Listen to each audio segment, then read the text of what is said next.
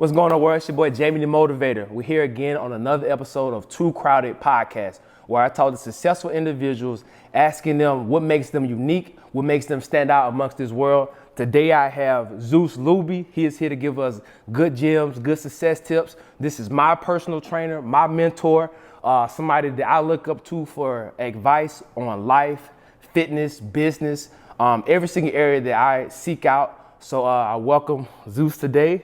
I thank you for taking time to come out, man. How you doing today? I'm good, man. Let me say that I really appreciate that gracious introduction. I'm super proud of you, watching you evolve over the years from a young man turned business owner, turning your life around, overcoming a lot of tough obstacles and challenges. I'm not even sure how many people are familiar with your origin story, but I mean, what you've been able to overcome and build after that, after hitting those potholes, experiencing those pitfalls. I mean, it makes you exceptional. And it's been an honor to watch you evolve and grow over the years. And one of the things that I respect most about you is your humility. You have a consistent, inextinguishable thirst for information, knowledge, wisdom, and you don't allow your ego to get between you and that information that you need. So whomever you see as an expert in a space that you want to grow in, you will approach them with humility and seek that knowledge, develop a bond, develop a relationship, and absorb, learn from, study under. Always respect you for that. That's never changed. That's been a constant in your character makeup, you know. So major respect to you, and that is a huge component of why you're so successful, why you've been able to maintain success for so long, because you have tremendous staying power, and not only staying power, but your ability to constantly build on that success and go to those next levels, which is why I wanted you to come out and speak to my mentor group. You know, those young individuals need to hear from people like yourself who know how to overcome those obstacles and those challenges, do it with grace while doing it without ego, becoming successful without becoming arrogant, you know, and self-aggrandized. So I just wanted to give you your flowers on the front end. I know you're here to talk about me and all of that, but I just want to make sure that it's clear to you and clear to whomever sees this, that this is a solid brother right here. Always has been. Never hit a bump in the road where it was like, oh, Jamie ain't Jamie no more. It's never been like that. You've always been the same from the day we connected all those years ago. So major salute to you. Absolutely, man. I'm humbled. So, you know, with the Too Crowded Podcast, the first part is we work out. I feel that success is sort of like a meal. You know, you have your appetizer, you have your main course, and you have your dessert. So this part right here is the dessert. But you will see earlier on in the video, we was able to get some sweat equity in. And I like to go through the workout of Zeus. So we did an intense 30-minute workout, and it's not the time that you have, it's what you do with the time. So you will see some tremendous stuff of what we did, and I'm just elated there. So back to you. What are some things that makes you unique? As I'm thinking about introducing you, I think about so many things. I'm thinking about you as the philanthropist, you as the entertainer, whether it's acting, modeling, whether it's the entrepreneur, doing different businesses, the life coach, the author. So it's so much that encompasses who you are. How can you simplify that for us and introduce to the world if they don't know who you are already? So I have a lot of dimensions to me, and full transparency, my dimensions came from necessity. Everything was born from necessity. To keep it super brief, I was burdened with a felony conviction at the age of 18. It landed on my record by mistake. I was a convicted felon by mistake because somebody made an error in filing their paperwork down at the courthouse. And so that essentially turned me into a convicted felon. And I didn't know for about 2 years. And when that felony conviction landed on me, I was gainfully employed. I was 18. I was building MARTA trains. MARTA is the transit line here in Atlanta for those who are listening to this out of state. And I had a good job, making good money, come from poverty. But I was using that job to lift my family out of poverty. So had that job, mechanic and electrician, doing well. When I left that job, I figured, skies were the limit. But I hit a roadblock, an invisible roadblock. I didn't know what was keeping me from getting another job. And slowly but surely, opportunities dried up, my savings dried up, and I was like back at square one and didn't know why or how. Then I finally found out it was that felony conviction. And it took me 7 years to get that felony conviction off. And I found out about that felony conviction a few months after I found out I was going to be a father. So there was a necessity to grind and hustle and do whatever I needed to do to provide for my baby girl, my daughter, who she'll be 19 this year. And so I had to explore whatever professional arena I could to prevent myself from going to the streets. That's what I was trying to avoid doing because I've always had such a strong sense of community. I never wanted to steal from people that look like me, break into the houses of people that look like me, hardworking families like my family. So I did everything in my power to stay out of the streets. And that meant taking whatever job I could get, whether it was being a janitor, a limousine driver, construction worker, ditch digger, bricklayer's apprentice, carpet cleaner, a grocery bagger, cart pusher. I took whatever job I could take, and I often had 3, 4 plus jobs at a time that I was juggling just to make sure I kept money coming in.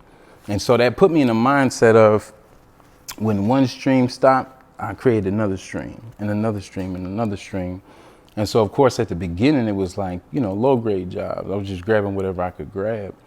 But as time passed, I started to explore higher end professions, you know what I mean? And that's what led me to create different businesses. So instead of just getting low grade jobs, 2, 3, 4 jobs, well, I'll start 2, 3, 4 companies and create bigger streams. And so if this security stream dries up, then I'll go into acting. If acting dries up, I'll go into personal training. If that dries up, I'll go into something else and something else. And so I accumulated all of these different professions by just trying different things. I didn't have the luxury to say, well, I don't really feel like doing that. I don't really want to do that. I don't really like that. Forget that.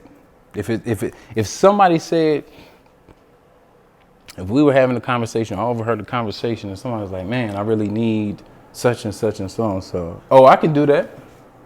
Really? You can? Yep. It didn't matter what it was. Yeah, he's gonna figure it out. If it sounded like it could be lucrative, and I overheard that, or somebody asked me, "Do you know somebody that does such and such and so and so?" Yeah, I do that. Really? Yep. Okay. Well, how much do you charge? Well, listen, I'll tell you what. Send me the details, and I'll send you a price, and I'll go do my research. Correct. And then while I'm researching the price, I'm also researching how to do that thing. Yeah. And so, one of the key components that allowed me to dive into these different random professions was confidence in my abilities, confidence in my ability to learn on the fly, learn quick. I've always been a quick study, so you have to have confidence in your abilities in whatever you jump in. Right. Whether it's something that you're well studied in, something that you've gotten a degree in, or something that you're trying for the first time, confidence in your ability to accomplish that, because what I've always thought is, well, listen, there's tons of people doing this, tons of people in this particular line of work. If they can do it, I can do it. They're no better than me. Correct. They might have more experience, but I can at least get my foot in the door, and then I'll cover the rest of that ground. Yeah, learn as you go. And learn as I go.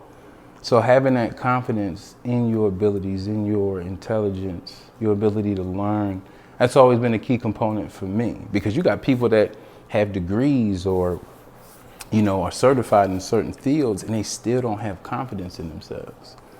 I know plenty of people who have products, they have businesses, they might be trainers, they might be personal chefs, you know what I mean? They might be mechanics, they might be clothing designers, and they've been doing it for years, and they have proof that they're talented, proof that they're gifted in those spaces, but they still don't have the confidence to really pursue it in the way that they want. Pursue it and propel over. Exactly, because they lack the confidence. Right. And you know, I've talked to plenty of them, because I'm also a life coach, and so I'm talking to them, and I got family members like this as well. But they lack that confidence in their ability, so they never go as far as they could or should. Right. They never go as far as they want to go. You know what I mean? So the confidence in your abilities, that's critical, that's key, that's foundational. Yeah, that's amazing, man. So what I take from that is you being willing to learn on the fly, no matter your knowledge up until that point, and having that humility to push through uncharted territory. And then once you get there, having that drive and that self discipline and self-motivation to have confidence within yourself. Definitely. Yeah. So that's great for our listeners, because I know it's people who are talented, they're people who have these big audacious goals, and they have all these ideas in their mind, but they don't know where to start. Correct. Like the biggest thing I'm finding out is the start. Like people have the hardest part, they have the ending figured out, they know what they're gonna do in the middle, but the hardest part for them is the start. Yeah. So for you right now, when you go into these different endeavors, you know, how do you just grab that? Like, was that something innately? Was that something you had to fail forward in? Like, what kind of gave you that follow through to just start? Well, again, you know, coming from a space of I have to. Not well, I mean, I could, maybe not. I've always had that feeling of, because coming from poverty, I have to. You know what I mean? And so you have to create a certain level of foundational motivation behind your goals that's strong enough to propel you through whatever obstacles you may face, because you are definitely going to face obstacles.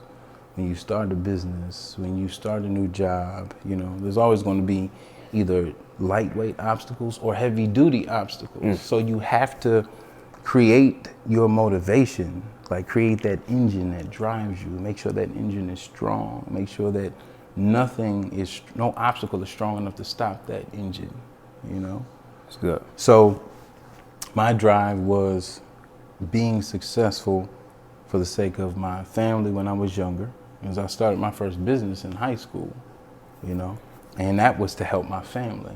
So that's what drove me initially. But of course, after when I found out my daughter was on the way, that's a whole different level of drive. But it's always been something substantive, and you can make your drive substantive.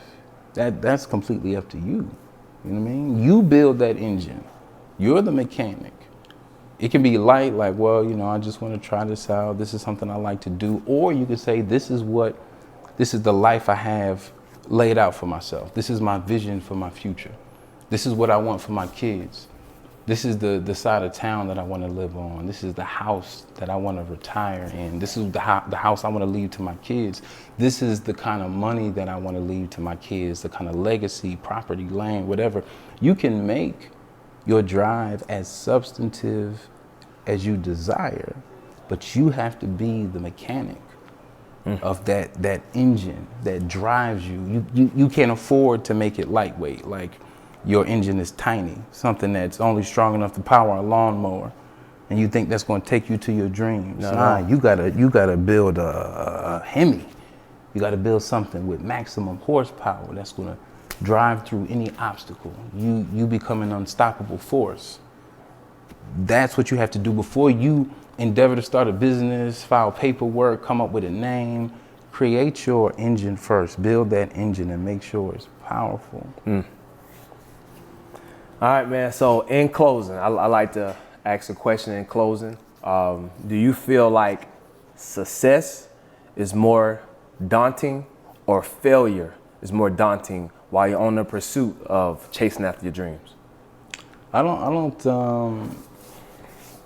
In all of that, there's still perspective. I don't see either as daunting,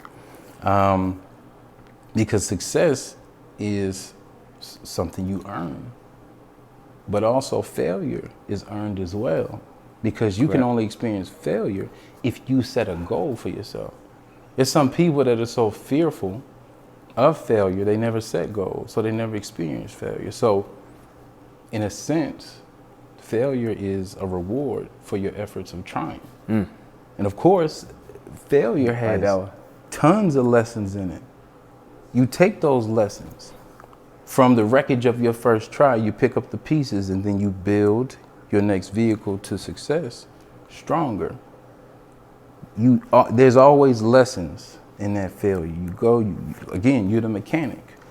You take that, you built this engine, you fail, you take those pieces, add it to your engine. Now your engine is stronger. Now you can go harder. You keep going. You don't stop.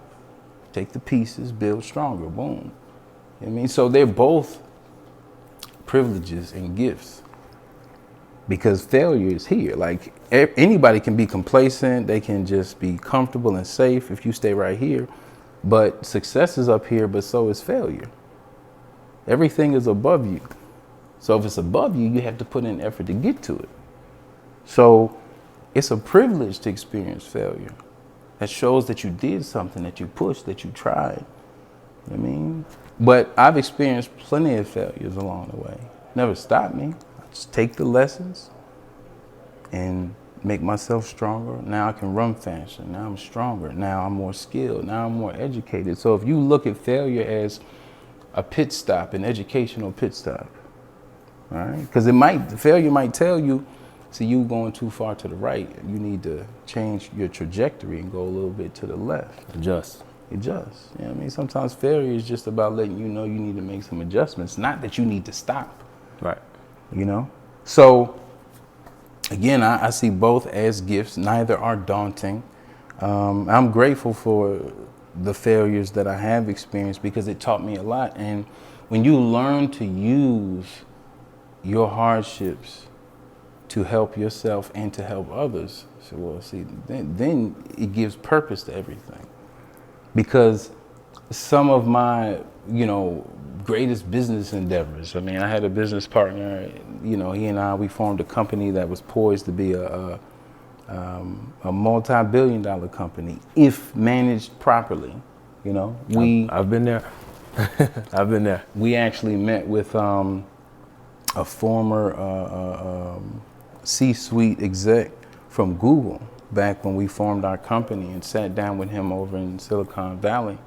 And, he looked over what we had, and, it was app-based, and without any downloads, he looked at it, and his initial valuation was $5 million. Now, this was a man that had amassed a $600 million fortune over the course of his career by starting up tech companies and selling them. Start it, flip it, start it, flip it. And he did that so well, Google said, hey, listen, why don't you come work for us? And so we sat down with him, talked to him, he assessed the company, valued it at about $5 million, and put us in contact with 3 venture capitalist firms out in Silicon Valley. All 3 were interested. 2 told us to go get some downloads and come back. 1 was like, listen, we'll give you $1 million for 33% right now. Now, we opted not to go with that, because we said, well, we'll just go get some downloads, come back. Prove the concept a little more. Right, you know what I mean? And get 2, 3, 4 million bigger for that acquisition. 33%. Correct. You know what I mean? We never made it to that point, because of some issues within the company.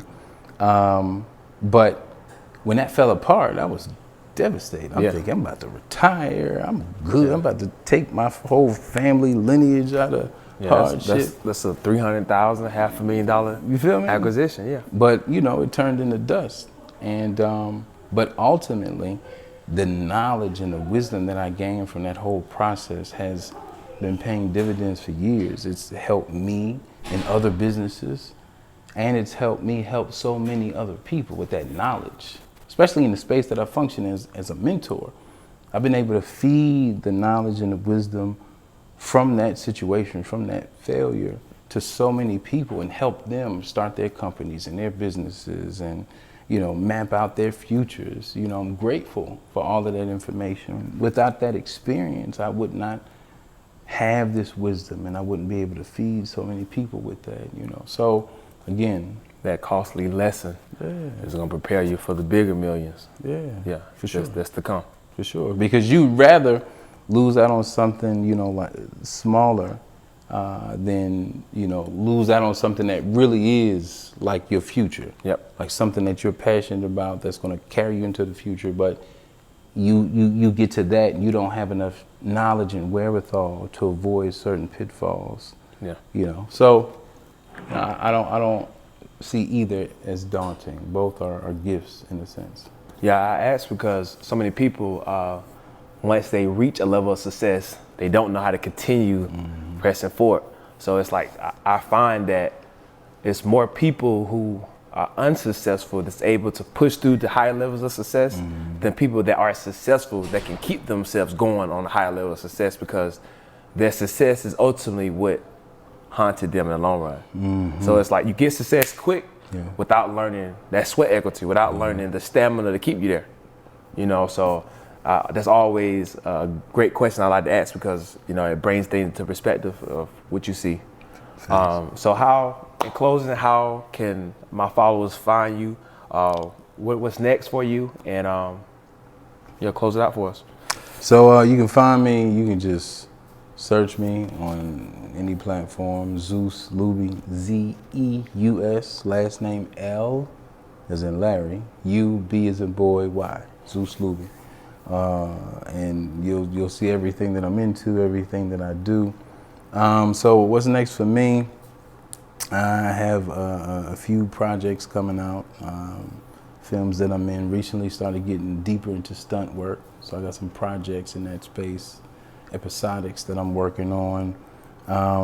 My main focus right now is expanding in the nonprofit space. The mentorship group that you came out to speak to, that focuses on reducing recidivism, the restorative justice program, Red Ink. I'm focusing on expanding that, because there are so many young people like myself that, caught a raw deal, got railroaded, wrong place at the wrong time, made a minor mistake that need a second chance, deserve a second chance. We're trying to just spread that as far and as wide as we can, from county to county, state to state. So I plan on planting my roots in the community more deeply. Rennie Kern's organization, the Game Changers Foundation. I'm the director of mentorships in that organization. So we're about to launch in the coming months and get that mentorship program going. And then working alongside Q Parker and Mike Whitley for Brothers United. Okay. It's also another nonprofit organization focused on, black men and giving them a space to communicate, open up, talk about their issues. So I'm just trying to help the community in as many ways as I possibly can. That's my future, in perpetuity. Absolutely. Yeah. All right, brother. Well, I appreciate you again for coming on to the Too Crowded podcast. My pleasure. I'm ready to play this back and suck up some of those gems that you gave us. That was definitely good. Hey, man, it's an honor. It's a pleasure. Anytime. I'm with it. Absolutely. Yes, sir. All right, Too Crowded podcast world. Thank you for tuning in. It's your boy Jamie the Motivator. We're coming again with always fitness and podcasts. We got a Fitcast, so continue to share the content, continue to comment, and stay tuned for the next episode. Meet you at the top because the bottom is too crowded.